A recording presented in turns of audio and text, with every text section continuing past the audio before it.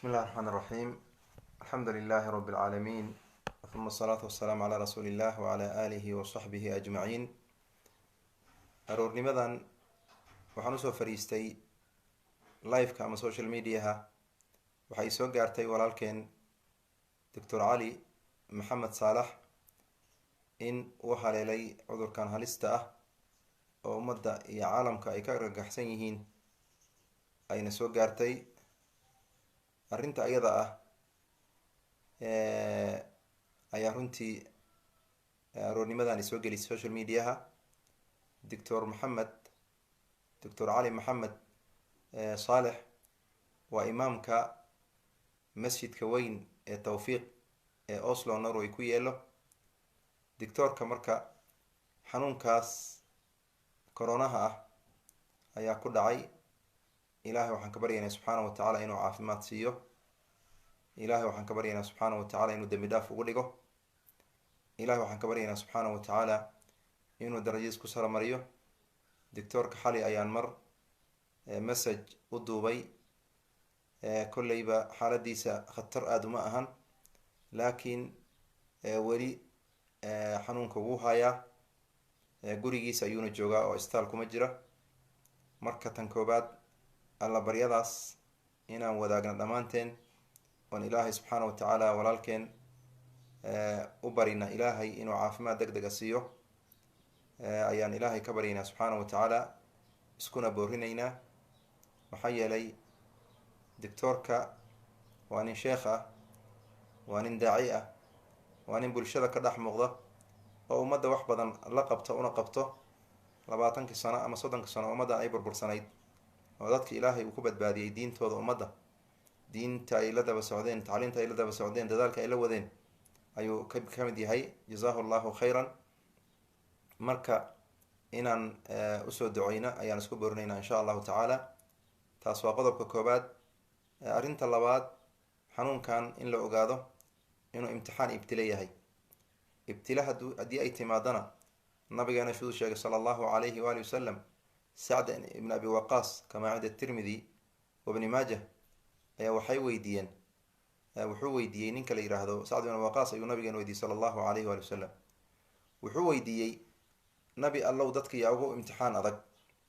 markaasuu nabigeena wuxuu yihi sala allahu calayhi waali wasalam, ambiyada ayaa ugu imtixaan adag, huma alamthal falamthal, kadibna huma alaslax falaslax. sida loo kala suubanaan badan yahay oo alla looga dhawaasho badan yahay ayaa waxaway imtixaankana uu jira ayuu nabiga cadaynaa sala allahu calayhi waali wasalam. marka sheekh imtixaankaas ayaa kolleyba ragga la imtixaama ayuu ka mid yahay. waxaana ilaahay ka baryaynaa subxaana wa tacaala inuu caafimaad deg deg siiyo, imtixaankan uu ku guuleysto, wuuna ku guuleysanaa biidn baari tabaaraka wa tacaala. alla ayaan ka baryaynaa. marka imtixaankaas noocaas marka wanabluukum bishari walkhayr, shar iyo khayrba waa laisku imtixaamayaa. oo khayr kaligii shar kaligii laisku imtixaama, shartan waa laisku imtixaamaa, khayrkan waa laisku imtixaamaa. marka sheekha jazaahu llahu khayran, ahlu khayr ayuu ahaa, waana naqaanaa. waxaana ilaahay ka baryaynaa subxaana wa tacaala inuu sabar badanna siiyo, caafimaad deg degna siiyo, darajadiisna saro mariyo. ilaahayna subxaana wa tacaala isagoo caafimaad qaba uu ummadiisa kusoo dhex celiyo, dacwadii iyo khayrka u wadayna uu min jadiid u bilaabo. ikhwaan ilkiraam, waxaad ogaataan xanuunkan wuxuu ku dhacaa qof wanaagsan iyo qof xunba, wuxuu ku dhacaa qof muslim iyo qof gaal ah. marka ummadda waxaan u sheegaynaa, dadka qaraya waxay leeyihiin gaalada unbuu ku dhacaa, markaasaa wax badan bay qasayaan. iyaga waa dad runtii wax magarato ah, laakiin ummadda ay wareerinayaan, ummadday qasayaan. shaki ma lahan cudurkan imaadka u imaaday waa imtixaan. qofka mu'minka ah iimaankiisaa lagu imtixaamayaa. qofka mu'minka ah alla ku-xirnaantiisaa lagu imtixaamayaa. qofka mu'minka ah sabarkiisaa lagu imtixaamayaa. sidoo kale qofka aan dhowrsanayn amaba ilaahay aan ku xirnayn, waxaa suuragal ah inay sabab u noqoto inuu alla usoo noqdo subxaana wa tacaala. waxaa suuragal ah inuu tooba keeno. waxaa suuragal ah inuu alla subxaanahu wa tacaala waxyaabo badan oo dembiye uu ka galay uu ugu soo noqdo ayaa suuragal ah. ood waana qaato, ku cibro qaato. gaalada laftirkooda waxaa dhici karta kibirkii iyo qadrasadii ku taagnayd iyo isla weyninkii iyo adduunkan ay u haysteen in iyaga ay gacanta ku hayaan oo cid kaloo la maamusho ayna jirin, inay muxuu ahay arrinta ayada ah darsi u noqoto oo kibirkoodii ay kasoo noqdaan, ayadna waa suuragal weeyaan. marka waa imtixaan. dad badan ayaa ilaahay subxana wa tacala inuu ka hanuuniye laga yaabaa, dad badan ayaa laga yaaba inay shahaada ay ku helaan, dad badan ayaa laga yaabaa inay tooba ku helaan, dad badan ayaa laga yaabaa inay muxuu ahay naxariis aanan jirkooda ku jirin ay waxa weeyaan ay gasho, oo ummaddii ay u naxaan, oo ay wax badan ay muxuu aha wanaag badan sameeyaan ayaa suuragal ah.